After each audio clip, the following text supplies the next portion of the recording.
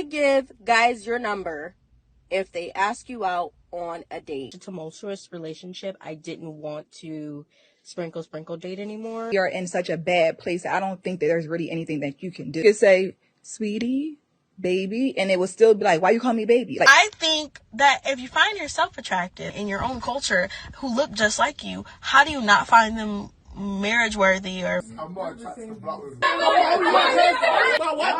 how it's gonna be.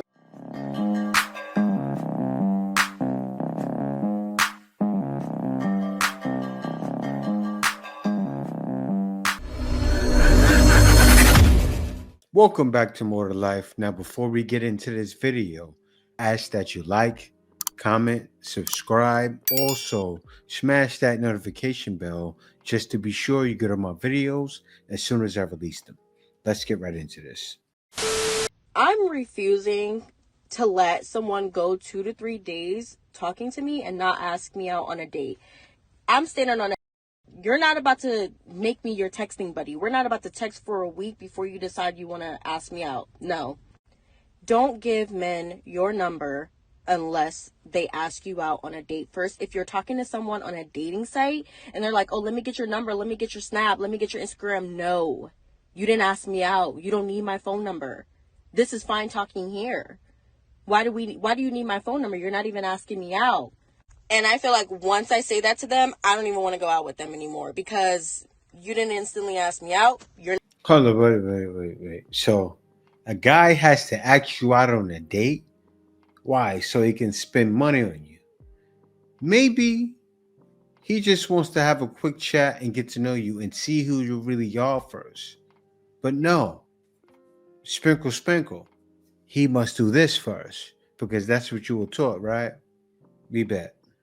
You're not interested. Simple. It's simple. Men are so simple. They didn't immediately ask you out. They're like, oh, let me see what she's like through the phone. Babe, you can literally talk to me in person, but you rather sit up here and text me. It makes me feel like you got something else going on.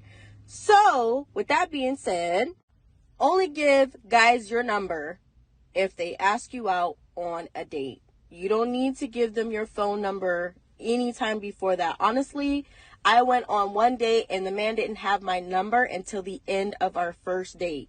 We just stayed on the app. We were just communicating through the app, literally. He got my number at the end of the date. Stand on.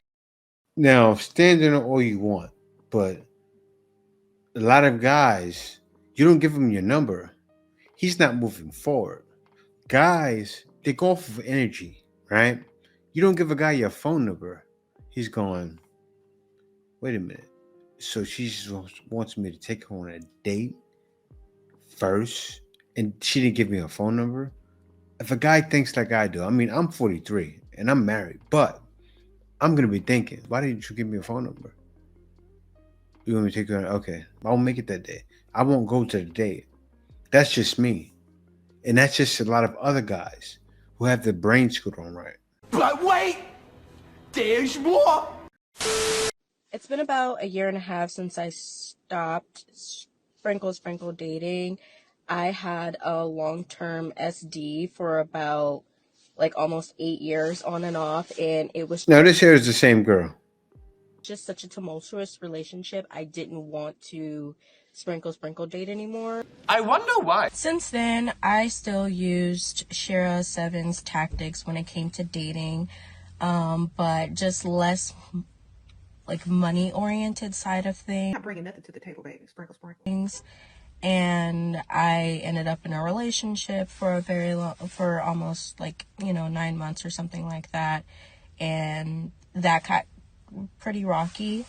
And going to date someone that has a lot of money to somebody who makes a good amount of money, it's a huge difference, especially when it comes to shopping and bills and things like that. But after that, I don't know why I stopped sprinkle dating. I'm out of my mind. It was a really bad idea to stop listening to Shira 7. It's not that I stopped. It was just I had such a horrible experience with sprinkle dating because I'd done this for so long, and I was doing it before she even came out with her videos. I was just tired of it completely. What happened is she put it to the side, got a man, And it wasn't all about the money. So she went without. As she said, she went from having a man with a lot to a little. And so now things are rocky between them. Now she's talking about she wants to go back. Yes, she fell sucker to the man. She was real for a second. She dropped her guard. The guy was probably handsome. Whatever, Chad, right? She dropped her guard. Oh no, I should have dropped my guard. Don't never let them tell you what they want, because usually they're lying. They're doing it because they feel you're a sucker. That's Sprinkle guy, the guy that went for that guy was a sucker. Another guy came in, broke down her armor. If you couldn't tell that's what happened, that's what happened. But now it continues to come back to me, and like it just like her tactics just make sense. So don't stop doing it. Even if you're like me, you've had enough, and you had 8 years of it, like you spent all of your 20s and it just felt like, oh my gosh, this is a situation of time, even though this man is very successful, and then this guy, he like does, you know, whatever. It just became like, you know, I just got exhausted from it. But you know what, like, if I really would have listened to her and stuck to her tactics, I probably wouldn't be in the situation that I led myself back into. So I am going to say, don't stop using her tactics, okay? At the end of the day, I think the answer to all of it is just focus on yourself 100%. Like, just be all about you. The answer to every question about a man, about a relationship, about dating, when you're coming to using like sprinkle dating tactics, is focus on yourself. That's the answer to every single question. If you ask any question that you might want to ask Shira or whatever the case may be, but at the end of the day, like, all of her answers pretty much result in focusing on you no matter what, becoming obsessed with yourself. You are all selfish mother.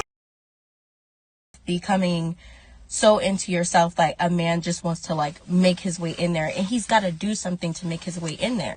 And when you're only responding to when he wants to take you out, when he's spending money on you, that's how he thinks that he's going to be involved in your life. So really continue to stick to the tactics, and like don't think like just because, you know, something didn't work out, you don't want to do it anymore.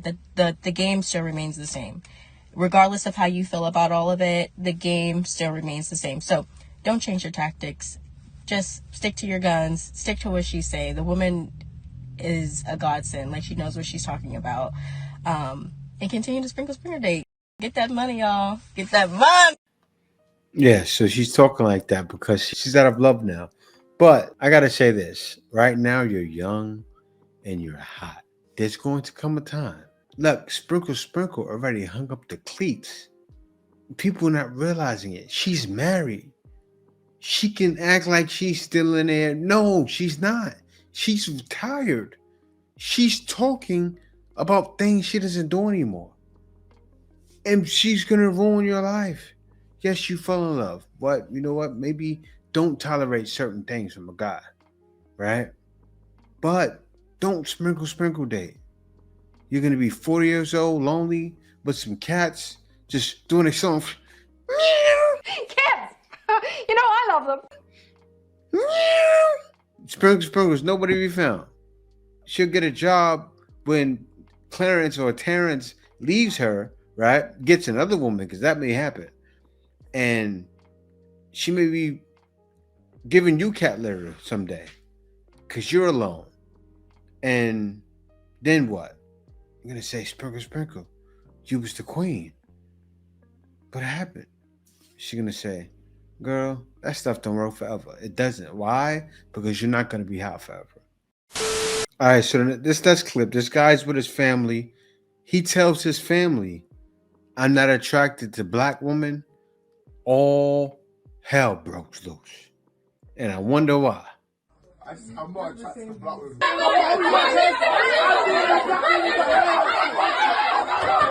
Ooh, someone's in trouble.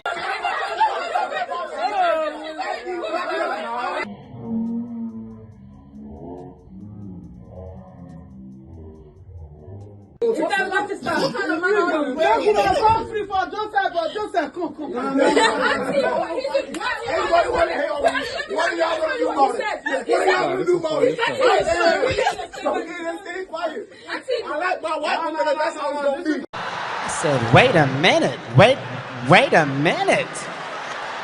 Wait, first of all, you're not going to speed past that like you didn't just say what you just said.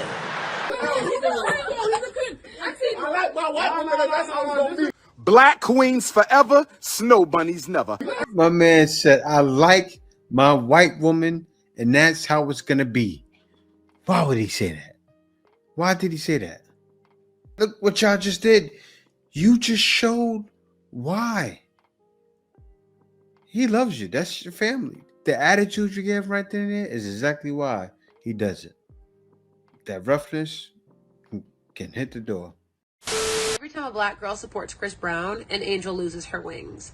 And every time that woman is a dark-skinned black woman, that angel loses her mind. Because after years of well-substantiated, well-documented instances where he commits harm against other people, but specifically black women, coupled with his own verbal confirmation that he doesn't like dark-skinned black women, we all continue to stand there.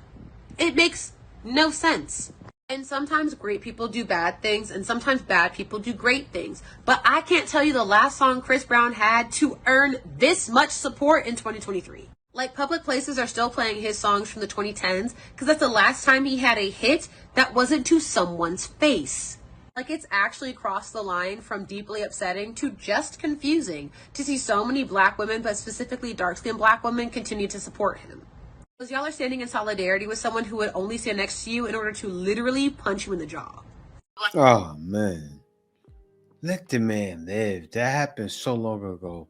And he's never, ever came out and said it by his mouth, stated it. He never stated it, that he doesn't like black women. Rihanna wasn't dark like you, but he has no problem with black women, right? He dated Rihanna. And what did she do? What did Rihanna do? The same reason, most likely, why the kid likes white women, right? She acted like a hood rat. That's what he does. He abuses them, right? She acted like a hood rat. You know, that West Indian attitude. She bought it, and she kept taunting him, and he snapped. Yeah, but you blame it on forever? Come on now. Since you have such an open mind, do you think that is another way that black men should approach these type of scenarios? As far as like trying to hold black women accountable, Yeah. I wish I could say that there was a different way that you can go about it. I just think we are in such a bad place. I don't think that there's really anything that you can do. Mm-hmm. Honestly, I don't think you could say it soft. You could say, sweetie, baby, and it would still be like, why you call me baby? Like it's still honest. I don't know. Honestly, I feel like we are this I don't care attitude, this very masculine, I could do what I want, is so deep in us that I don't really know what black men can say. Because even just the thought of how the view of black men already is like you can't win, because black women view black men in such a negative way. So even when you try to say something nice, you're already going to be attacked because you're a black man trying to say something. No matter what, she's right. It's wild. Like, nobody can do it. I wish they would even listen. She's trying. The lady that spoke is trying. I know you see her. I've reacted to at least no less than 7 of her videos. Like, she's trying. And there's other females out there trying. There's YouTubers trying. And it's just, they won't listen. It's funny because you see those YouTubers, they will have men, right? Say the female YouTubers, the black woman. But all the people they listen to is all woman. Listen to the pandering. Listen to the nonsense, the lies. And I realized something, because it's true. People would rather be massaged with lies and believe a lie. It's gotten so crazy. They would rather believe a lie than to hear the truth or tell lies. Oh, you look good, girl. 300 pounds. Eating ham hocks every day. You look good. You're a dime. Lies. So many black girls trying to figure out why black men don't like black women. I think I got an answer for you. I'm Ruquan, senior at Harvard, studying black history. And grew up around black love, grew up in Washington, D.C., which is Chocolate City. So I felt and seen black love at every level, you know, in the hood, in the schools, you know, in office, in the businesses, on the street, whatever it is. And I come to Harvard and I experience something really different, where there's this war between black men and black women that's like the black women hate the black men, the black men, some of them stay away from the black women to get a white girl or whatever. I realized what's happening is these two groups of people are not actually talking to each other. These two groups of people are listening to stories from their parents, and they're also experiencing things from each other, but they're not actually sitting down and having a conversation about their desires, about their fears. And since they're not doing that, it's going to be extremely difficult to arrive at a place where love can exist like this. Because a part of love requires intimacy and vulnerability. Vulnerability is about taking off the clothes, being free, being open, letting it be known and letting it be shown, sharing how you truly feel. Intimacy is about both parties doing that and then coming close together. If there is no vulnerability and intimacy, it's difficult for love to be experienced. It's not just that black women want a husband. It's not just that black men want a wife. Black men want to be loved and black women want to be loved, just like white women want to be loved and white men want to be loved. But here's the thing. You only are going to be loved if you're both vulnerable and intimate, because that's the way that someone has an opportunity to truly pat you up where you're broken, kiss you where you hurt, and things of that nature. So what I'm saying is, like, it's a lot of people asking, like, oh, who's gonna love me? Who's gonna love me? They don't love me. He don't love me. She don't love me. But that same person is typically not willing to go and say, hey, I want to be loved. Here's where I'm broken. Here's where I hurt. Here's what I'm afraid of. Can you help me? And I think if that happens, then the outcomes will be better for both black men and black women. Now, who needs to say that? Who needs to say, I'm hurt, I'm broken, when men have been stating it for years, right? Think about it. Now, I want to go deep for a second, because he was talking a lot of pittery pattery. I say pittery pattery because a lot of soft and emotional stuff men don't deal with, but we still let it be known. Hey, we love you, right? So I'll say it this way. If you're so hard, your exterior, why are you so hard? Because you feel hurt and you want to be loved. You feel you're not being loved. Who didn't love you? The guy that did you wrong. Am I the guy that did you wrong? Am I the man? Am I this? No.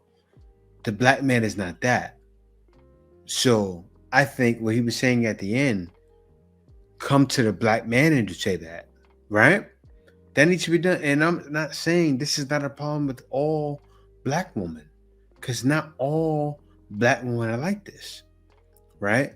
You have to understand as well, there are good black women out there.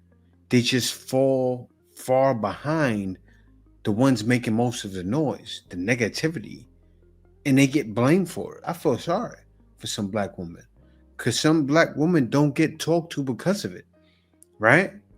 They get pushed to the wayside because a guy doesn't know if you don't take part in the nonsense, because a lot of times, most of them do, whether they know it or not. It's wild. It goes deep. And it takes humbleness, not from a man necessarily. Because I have a son right now. My son is from a woman as dark as the kid right here. So, come on now. But what I gotta say is this. And but this kid doesn't know, it goes far back. You may be 23. I'm 43. You understand what I'm saying? So I've seen it all. I've seen the good, the glory days. I've seen love. I've seen all the same stuff you've seen. But I've seen the problems. I've seen the turmoil. And a lot of it, it's not from everyone. All of us, from the black men, for the most of us that are around nowadays, we didn't cause this. You caused it yourself, or you caused it dealing with who you were dealing with. And now we're here. So that needs to be corrected. And a lot of the correction needs to be done by black women. And that's facts. I'm gonna touch your hand when I say this.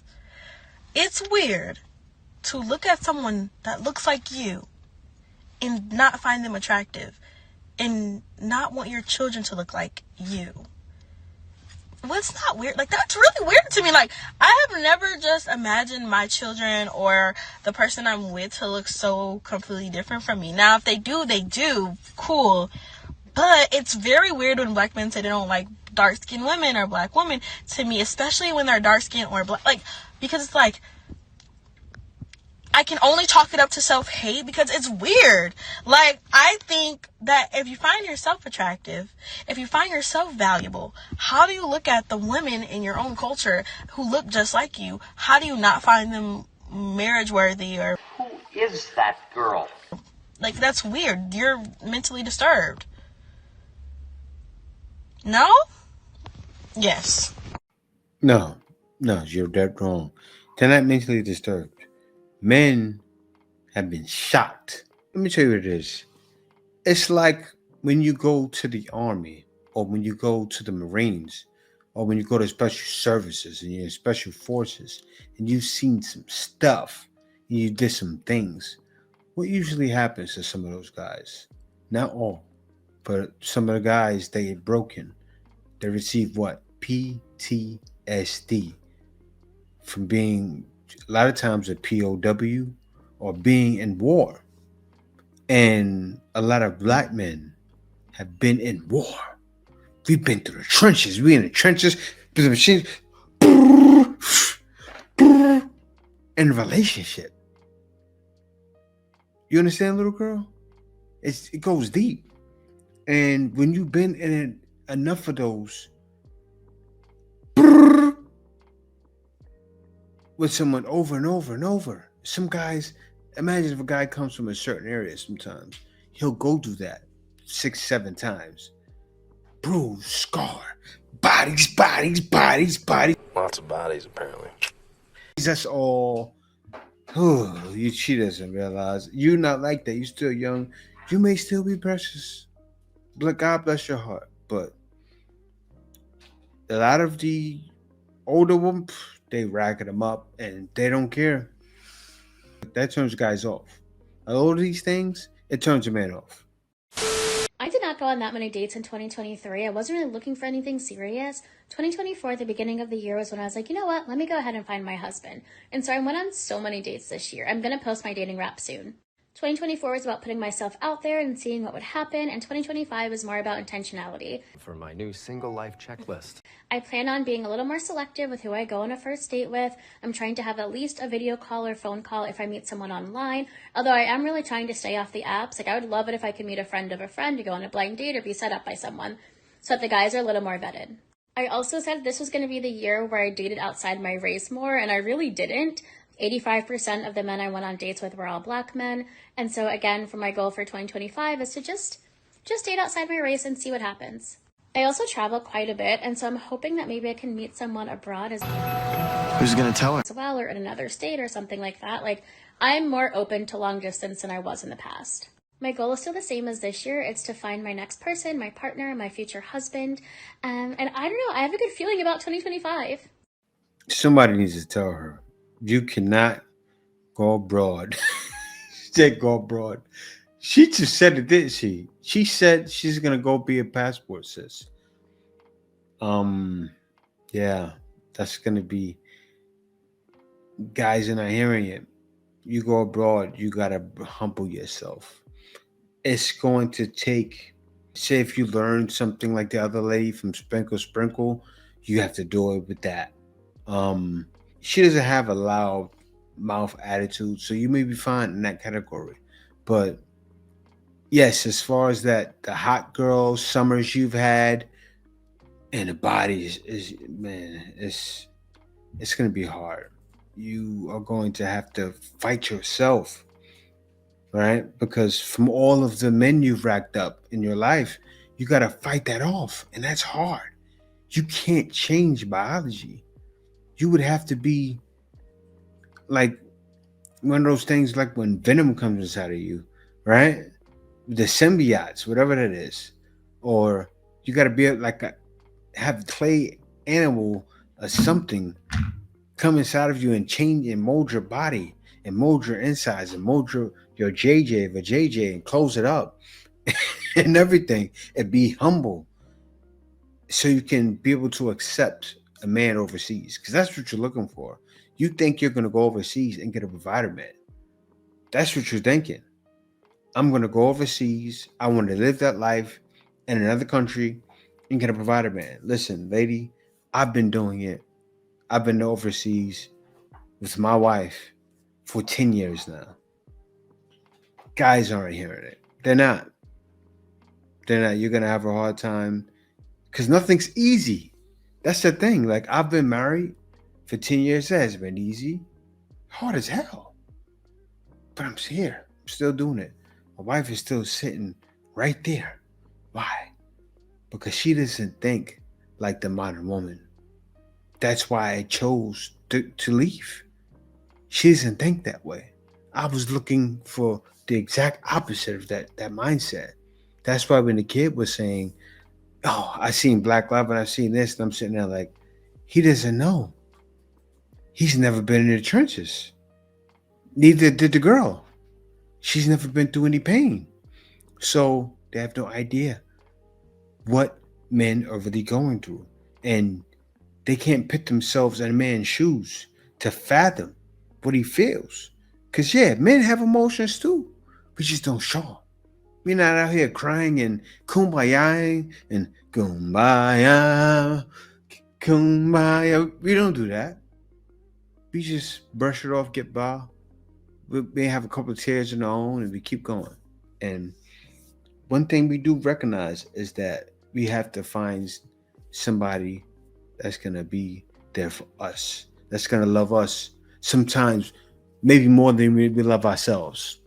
And men will do anything to find that. We'll keep trying to find it because we realize it's definitely more to life than getting with a woman. That's not about that. Brothers, what we do in life echoes in eternity.